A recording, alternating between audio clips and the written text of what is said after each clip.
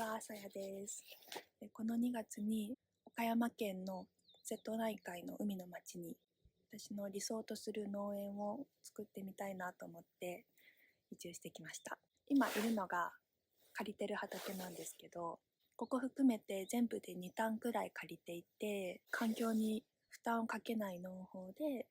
野菜を作りながら、販売とかイベントとかこれからやっていきたいなというふうに思っております。ここがですね、ちょっと集落の奥まったところにある1年以上耕作放棄されていた農地で、ハウスの骨も残ってるところと、あと奥が農業用の小屋になっていて、そこで作業とか、あと農機具とかいろいろ収納できるものを合わせて借りれることになりました。まだ草を買ったばかりで、買った草もそのまま放置している状態なので、これから集めて堆肥作りとか野焼きしたりとかしてちょっとずつきれいにしていこうと思ってます。ビニールも、貼って中で夏はトマト、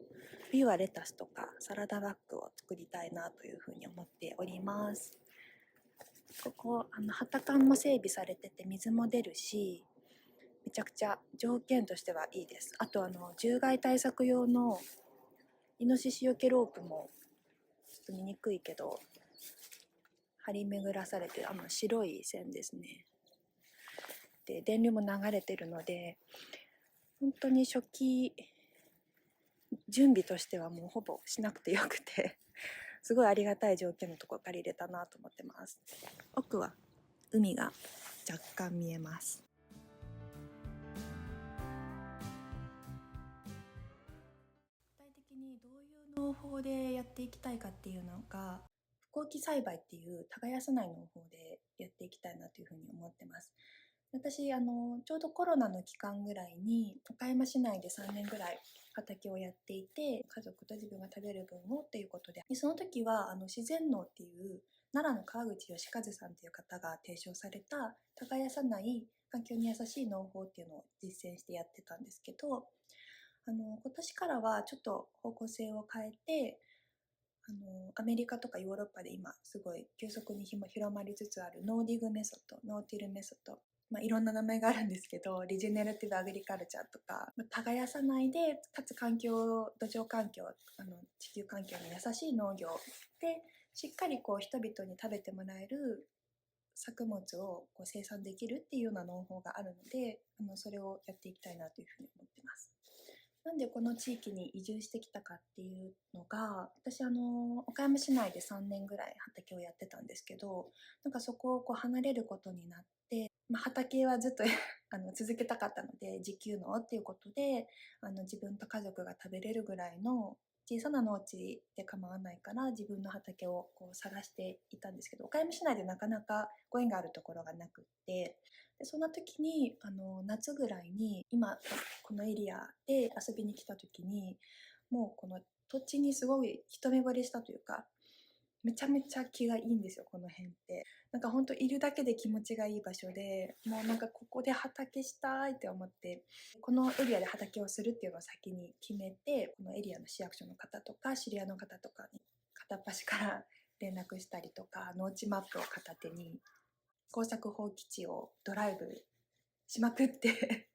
いいとこないかなみたいなのを探したりとかで、結構頑張って探して、ご縁があって家庭菜園ぐらいの小さなエリアを夏に借りれることが決まって、でそこから岡山市内の自宅から車で30、40分かけて通ってやってたんですよ。もともと自分と家族だけが食べられるぐらいの量の作物を作って、で楽しく畑ができたらいいな、家庭菜園できたらいいなみたいな感じでずっとやってたんですけど、なんか自分の中ですごく考え方が切り替わったタイミングが去年あって、最近地震とか災害とかがすごく増えてきていて、で、私が住んでる地域とか日本全体も、もういつ何が起きてもおかしくない状況に今あるなっていうのをすごく実感していて、当たり前に食べられてたものが食べられなくなるとか、食料がなくなるんじゃないかって心配してる人もいたりとか、生活の基盤が揺らいでいくかもしれないみたいな危機感をちょっと覚えることがあって、激動の時代の中でね、自分だけ楽しめばいいっていうフェーズがなんかもう終わったのかなっていうふうに去年はっと思うことがあって、私もこう人を養っていけるだけの食べ物、野菜を作っていけるようになりたいっていうふうにふっと思うタイミングがあったんですよ。去年の秋ぐらいに。面白いのがなんかこう自給農というよりも人のために作物作れるようになりたいなって思ったちょうどその日に、このエリアに住んでる知り合いの方から、もうちょっと広い農地があるんだけど使わないっていう風に声をかけてもらって、こうトントン拍子でそこも借りられるようになったし、今住んでるお家もねトントン拍子で決まって、なんかこう決意した瞬間に現実が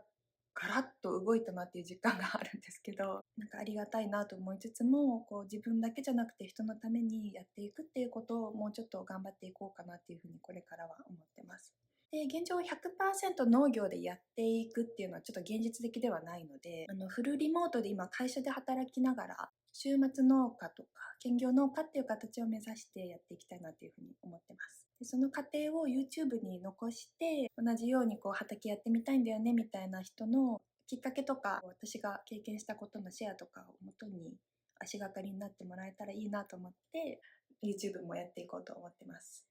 どうぞよろしくお願いします。